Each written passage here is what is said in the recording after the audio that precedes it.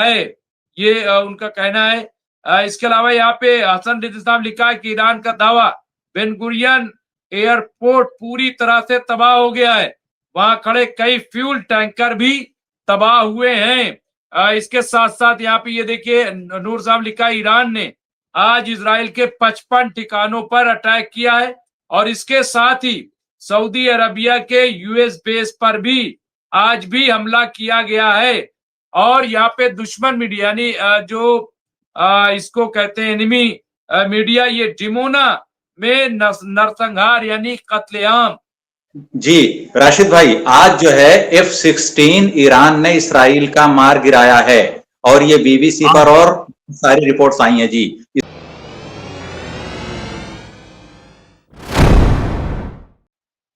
और ये एक बहुत बड़ा इशारा एक तरीके से ईरान ने दिया है। राशिद रिजवी साहब, जिस तरह से ईरान अब फुल फ्लेज, कल जो कहा कि भाई माह रमजान की वजह से कुछ हथियारों का इस्तेमाल हमने नहीं किया था, लेकिन अब करेंगे, नंबर एक। नंबर दो, ये कहा कि अब रेस्टोरेंट हो, पार्क हो, कुछ हो, हम किसी को नहीं छोड़ेंगे। और ये कि अब जिस तरह से रिएक्ट हो रहा है, यानी आप ये देखिए कि 22 दिन की जंग हो गई है। 22 दिन में ईरान रोज बरोज नए उसको आप कह लीजिए अपनी ताकत का मुजाहरा कर रहा है। हर रोज एक नई चीज सामने आ रही है और कहा है कि अभी तो ये 1-2% हमने इस्तेमाल किया है, अभी तो जखीरा बाकी है।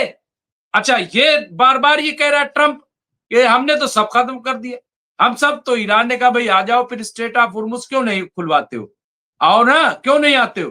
कहा फुट ऑन ग्राउंड का आ जाइए, फुट ऑन ग्राउंड पे भी आ जाइए, उस पे भी आप जो है हमने रोक थोड़ी रखा है, लेकिन क्या हश्र होगा वो आपको पता चलेगा। तो ये जो ईरान का इस वक्त सिनेरियो है, किस तरह से देखते हैं और क्या आज की ऑब्जर्वेशन है राशिद रिजवी साहब?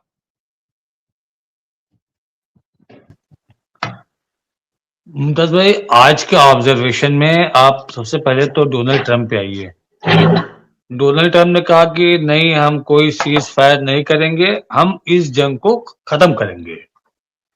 मतलब वो जंग को खत्म करना चाह रहे हैं, जंग से भागना चाह रहे हैं, सीज फायर नहीं करेंगे। और उनको जो चीज चाहिए थी वो उन्होंने हासिल कर ली। और इसका ये पुराना तरीका भी है भागने का, जैसे इसने पिछले बार भी न्यूक्लियर वाले जगहों पर अटैक किया और कहा सीज फायर करके खत्म किया।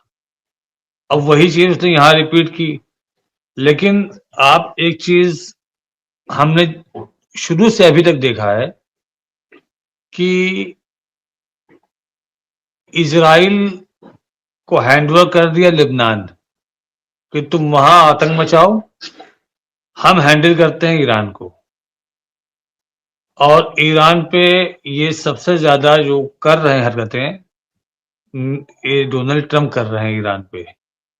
क्योंकि हम देखते हैं उसमें 5-6 प्लेन इनके रिफ्यूलिंग वाले हैं सऊदी अरब के ऊपर या आपके पर्शियन सी के ऊपर टहला करता है। मतलब वो जेट जो ईरान में अटैक करने जाते हैं और वहां से आते हैं इसराइल से, क्योंकि इनका स्टेशन वहां भी है और प्लस कुछ ये अरब देशों से भी करते हैं। तो ये रिफ्यूलिंग वाले उसको रिफ्यूल करते हैं जेट को। तो ये जितने भी हैं सब एयरफोर्स यूएस लिख के आता है उसमें।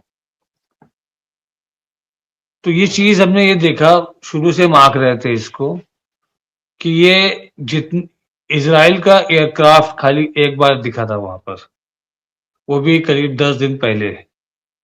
लेकिन रेगुलर यूएस एयरफोर्स का ही रहता है। तो जो समझ में ये आता है कि ईरान की तबाही की जिम्मेदारी डोनाल्ड ट्रंप ने ले ली है और उधर बेरूत को तबाह करने के लिए छोड़ दिया उसको, उधर तुम जाओ उधर तबाह करो।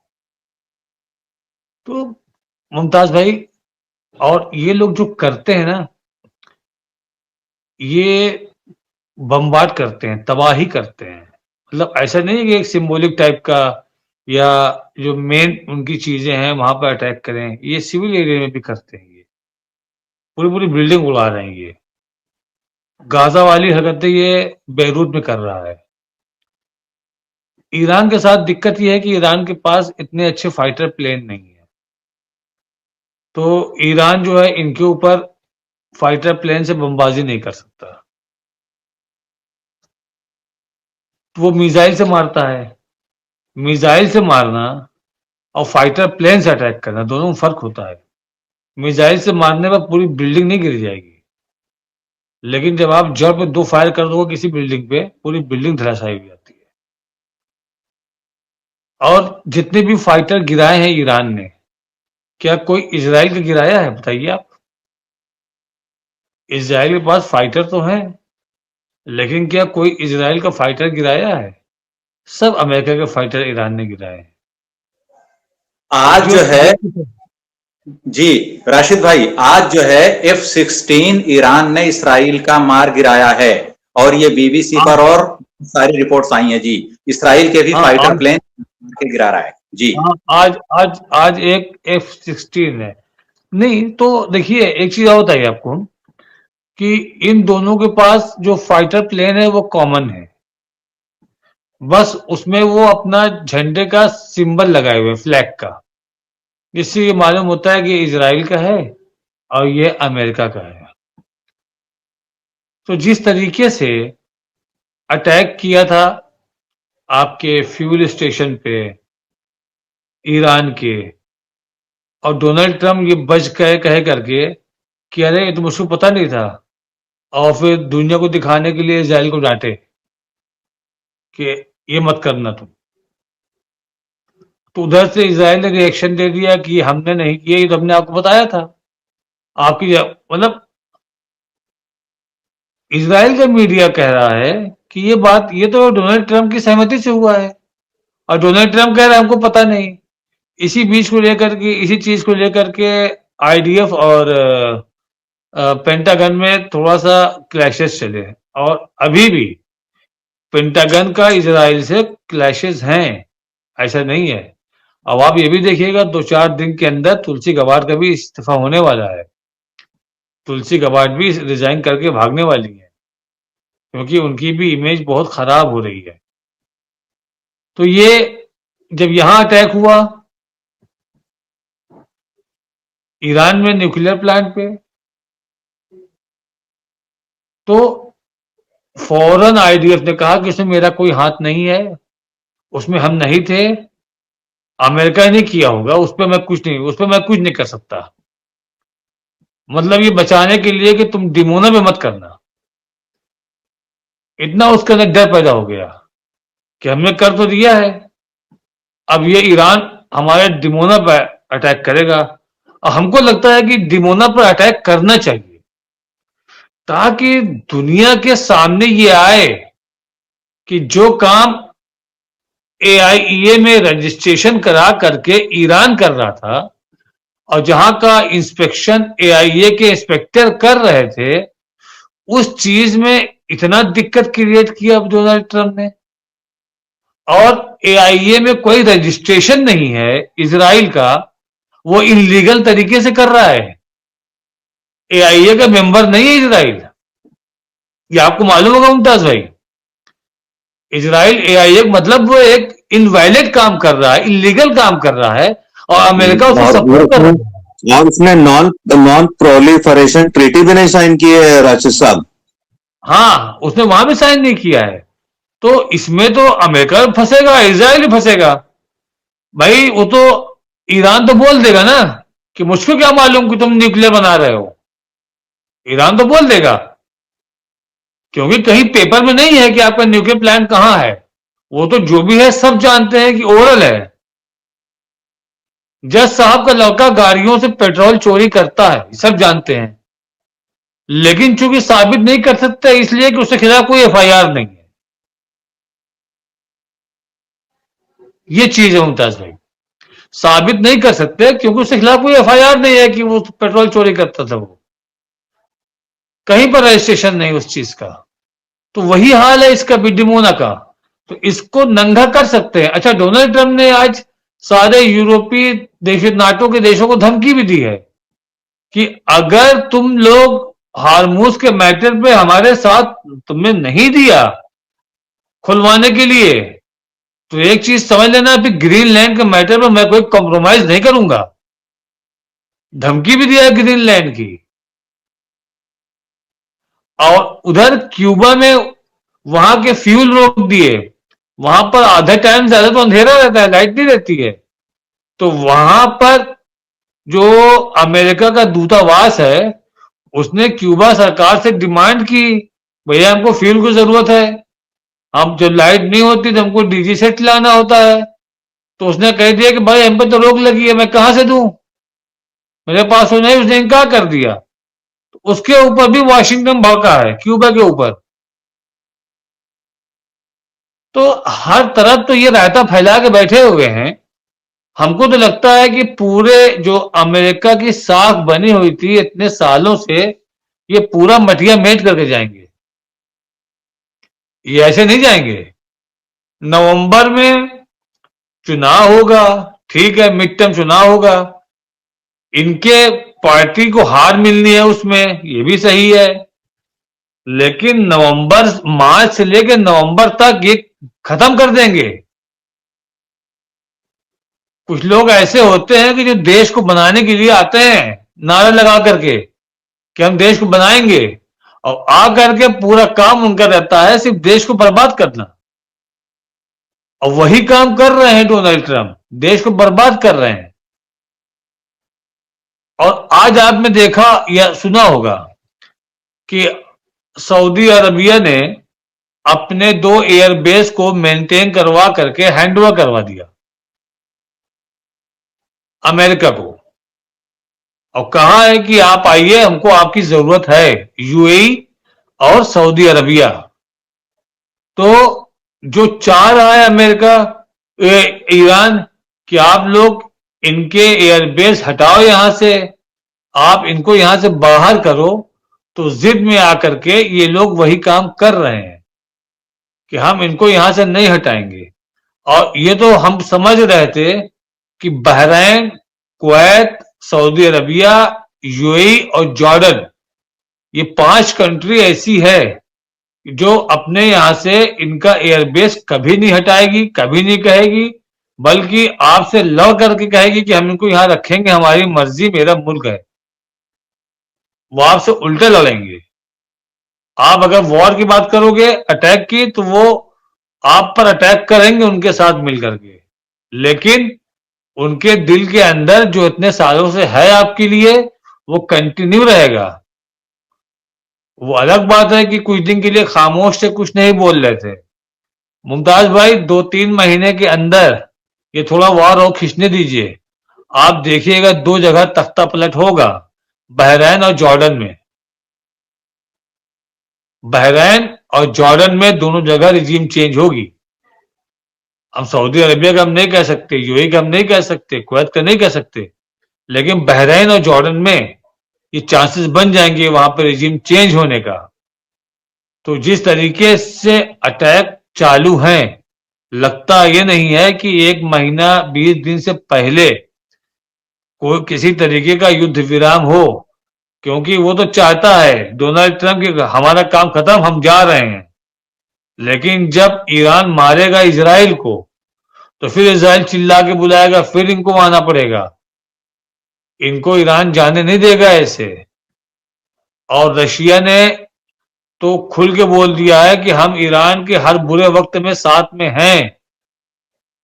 जबकि रशिया का उड़ाया गया था कि वो नाटो के यूक्रेन के मैटर पर डोनाल्ड ट्रंप से डील कर रहे थे कि तुम उसको इंटेलिजेंस देना बंद करो, हम ईरान को देना बंद कर देंगे।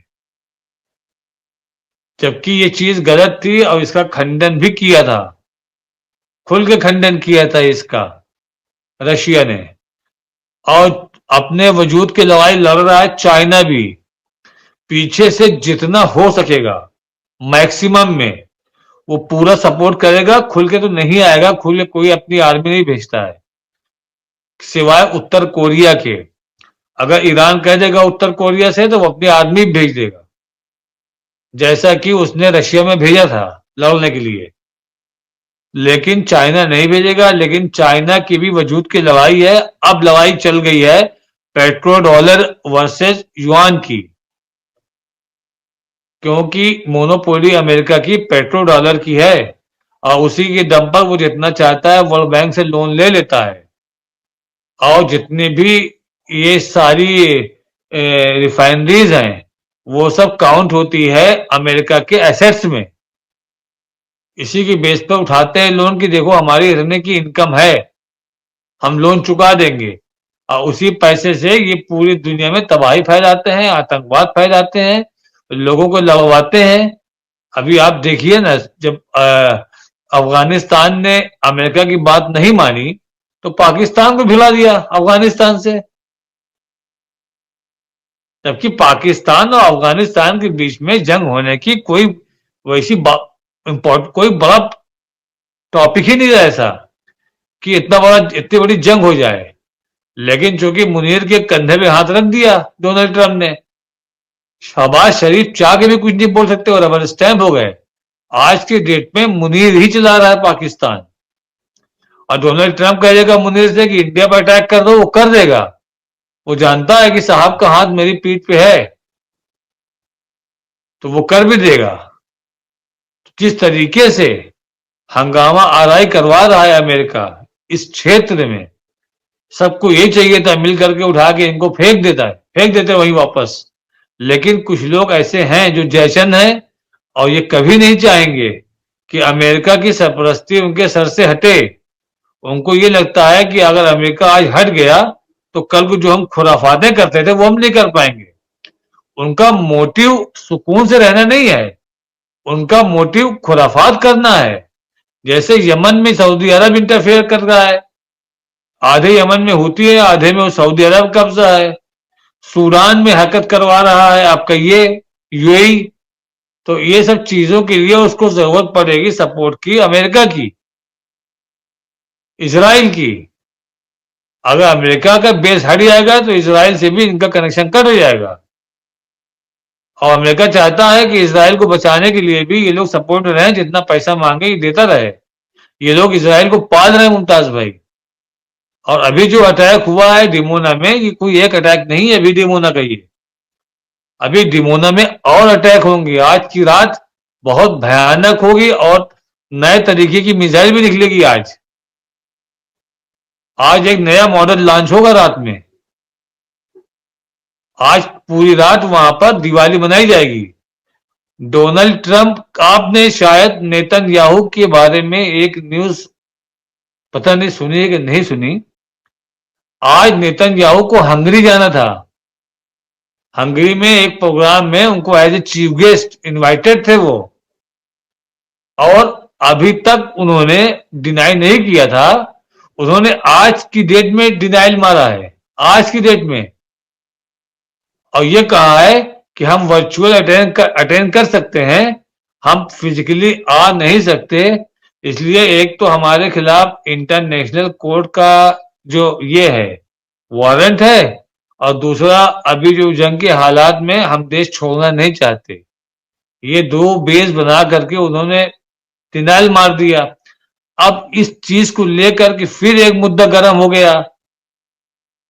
वर्चुअल में तो आप एआई के थ्रू कांटेक्ट कर सकते हो, बना करके एक खड़ा कर देंगे, जैसे अभी तक खड़ा कर देते थे नेतन्याहू को एआई से। तो एआई वाला जो डाउट अब बार बार हो रहा है, शुरू के 2 वीडियो पकड़ में आ गए थे, क्लियर एकदम एआई वाले थे वो। तो जब एक चीज है कि हम जिंदा हैं तो हम अपना एआई क्यों लगवाएंगे, हम खुद सामने आएंगे। तो ये हालात चल रहे हैं अभी। इसके ऊपर आप देखिए कल तक फिर मार्केट में एक हवा चलेगी नेतन्याहू के बारे में। जी मुमताज भाई। जी बिल्कुल। और जिस तरह की बातें आप बताते हैं राशिद साहब, अगर ये कहीं इजराइल के लोग सुन लेंगे तो मैं समझता हूँ कि भगदड़ मच जाएगी। और आपने कल भी कहा था और वो सही हुआ, और आज भी मुझे ऐसा लग रहा है कि इस तरह की चीजें जो है वो सामने आ रही हैं, क्योंकि बहुत सारी चीजें हैं। आज बहुत तकरीबन 50-55 अटैक जो है वो हुए हैं। और मैं आपको बता देता हूं, देखिए हमारे साथ जुड़ गए एक तो हमारे चेयरमैन साहब हमारे साथ जुड़ गए फिरोज बख्त अहमद साहब, मैं उनका इस्तकबाल करता हूँ। सीनियर पॉलिटिकल एनालिस्ट हैं, जर्नलिस्ट हैं, मौलाना आजाद उर्दू यूनिवर्सिटी हैदराबाद के चांसलर रहे हैं, मिडिल ईस्ट पे बड़ी गहरी नजर रखते हैं, कॉलम निगार हैं।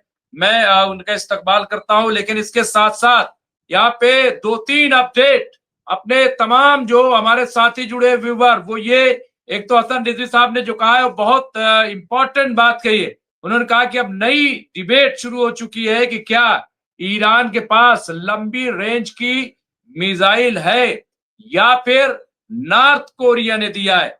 ये सवाल जो है वो चल रहा है। यहाँ पे हमारे साथ बशीर अहमद बाबा खान जुड़ गए हैं, सैयद नासिर साहब जुड़ गए हैं इलाहाबाद से, कोलकाता से बशीर अहमद बाबा खान था दोनों का। इसके साथ साथ जयदीप सिंह बुद्दुल्ला साहब लिखा है, जैसे ही ट्रम्प ने ईरानी तेल पर से प्रतिबंध हटाया, देखिए बहुत बड़ी खबर है, बहुत इंपॉर्टेंट खबर है। और आज मैं कई चैनलों पे गया, वहां पे काफी एक्सपर्ट वो ये मान रहे थे कि अगर ये पाबंदी अमेरिका ने हटाई तो ये अमेरिका की हार है, यानी अमेरिका ने कबूल कर लिया है, अपना सरेंडर अपने आप को कर रहा है। यहाँ पे ये भी बात आ रही है। तो इसी तरीके से आप देखिए एक और जो अलग अलग यहाँ पे कई तरह के दावे, यहाँ रिपोर्ट्स के मुताबिक नूर साहब लिखा है कि ये देश अमेरिका पर दबाव बना रहे हैं कि ईरान को पूरी तरह से निष्क्रिय करें। वहीं कुछ देश अमेरिकी फैसलों की तनकीद कर रहे हैं, आलोचना कर रहे हैं। तो ये जो अभी 22 मुल्कों पे की बात आई है उसका जिक्र किया जा रहा है। अमेरिका ने $16 बिलियन यानी हिंदुस्तान के मुताबिक 1,32,800 करोड़ की बड़ी हथियार की डील को मंजूरी दी है, ऐसा यहाँ पे बताया जा रहा है, जिसमें रडार सिस्टम है, आमराम है, मिसाइलें जो है वो है, F-16 है और तमाम चीजें जो है, यानी बिजनेस भी। देखिए एक चीज तो समझ लीजिए, मैंने जो कहा यूं ही नहीं कहा कि अमेरिका को जंग से प्यार है, क्योंकि इसकी तिजारत हथियार है और इसमें कोई दो राय नहीं, कोई दो राय नहीं है। रेशमा बानो साहिबा ने भी कुछ चीजें लिखी, ICBM बनाने क्या है मकसद ही न्यूक्लियर होता है, ये उनका कहना है। इसके अलावा यहाँ पे हसन रिजवी साहब लिखा है कि ईरान का दावा, बेन गुरियन एयरपोर्ट पूरी तरह से तबाह हो गया है, वहां खड़े कई फ्यूल टैंकर भी तबाह हुए हैं। इसके साथ साथ यहाँ पे ये देखिए नूर साहब लिखा है, ईरान ने आज इजराइल के 55 ठिकानों पर अटैक किया है और इसके साथ ही सऊदी अरबिया के US बेस पर भी आज भी हमला किया गया है। और यहाँ पे दुश्मन मीडिया यानी जो इसको कहते हैं एनिमी मीडिया, ये डिमोना में नरसंहार यानी कत्लेआम, यहाँ पे इस तरह की बातें भी सामने आ रही हैं। अब रेड सी में सायरन बज रहे हैं, देखिए उधर अंसारुल्लाह लाहौती भी एक्टिव हो गया है, यहाँ इसके साथ साथ वहां पर एक्टिव हुआ है अंसारुल्लाह लाहौती। और रेड सी पे सायरन बजने का मतलब कि अब वहां पे भी बगैर हूती के इजाजत के कोई जहाज वहां पे नहीं गुजर सकता, ऐसा लग रहा है। नसीरुद्दीन साहब लिखा, इजराइल से भारी मात्रा में लोगों का पलायन, साइप्रस की ओर भाग रहे लोग, स्टीमर बोट करके स्टीमर से भाग रहे हैं, पानी की नाव से भाग रहे हैं, यानी जो कुछ मिल रहा है कि साइप्रस भागो, साइप्रस भागो। और कल जैसे कि राशिद रिजवी साहब बताए थे 25 लाख लोग अब तक वहां से जा चुके हैं। इसके साथ जयदीप सिंह बुद्दुल्ला साहब लिखा है, ईरान ने आज के ऑपरेशन का नाम सिसीरिया प्रॉमिस 4 रखा है। यहाँ पे तो आप देखिए हर रोज एक नया नाम नए तेवर के साथ और हमला। IRGC यहाँ पे इंफॉर्मेशन डिपार्टमेंट ने कहा है, हमने 72 वेब में यहाँ पे सिंसियर प्रॉमिस 4 के तहत एक संयुक्त अभियान चलाया है और ईश्वर की कृपा से, यहाँ पे लिखा है तर्जुमा, कृपा से विभाग ने आगे कहा है कि ये दोनों ठिकाने ईरानी द्वीपों पर हमला का स्रोत रहे और इन्हें सटीक रूप से निशाना बनाया है। तो यहाँ पे ये आप देखिए। इसके अलावा यहाँ पे हसन रिजवी साहब लिखा है, डर का आलम यह है कि इराक से नेटो फौज पूरी तरह से गायब है, साजो सामान के साथ इराक खाली कर दिया है। तो बहरहाल ये सिचुएशन है। बहुत सारी और बड़ी खबर यहाँ पे ये देखिए, बड़ी खबर यहाँ पे नाजरीन को बता दूं, ये हिब्रू मीडिया यहाँ पे देखिए, उसने दावा उसमें लिखा है डिमोना में 12 इंपैक्ट हुए हैं, 12 इंपैक्ट डिमोना में। ये बहुत बड़ी खबर है। अगर ये खबर सही है तो मैं समझता हूं कि ये इजराइल के लिए बहुत भारी नुकसान होगा, भारी नुकसान होगा। अगर यहाँ पे ये देखिए, अगर इंपैक्ट हुए तो ये जो है बहुत भारी होगा। जी फिरोज बख्त अहमद साहब, जिस तरह से जंग एस्केलेट कर रही है, जंग का दायरा बढ़ रहा है। ईरान पे तो कुछ आज ग्रुप आए कह रहे हैं कि ईरान से कि ये ठीक नहीं है, वो ठीक नहीं है, लेकिन आज भी लोग इजराइल से हिम्मत नहीं कर पा रहे, अमेरिका के खिलाफ बोलने की हिम्मत नहीं कर पा रहे। ये क्या वजह है? क्या सब के सब एप्स्टीन में फंसे हुए या कोई और वजह है? चक्कर क्या है? ये बोल क्यों नहीं पा रहे फिरोज बख्त साहब? लेकिन ईरान तो मानेगा नहीं।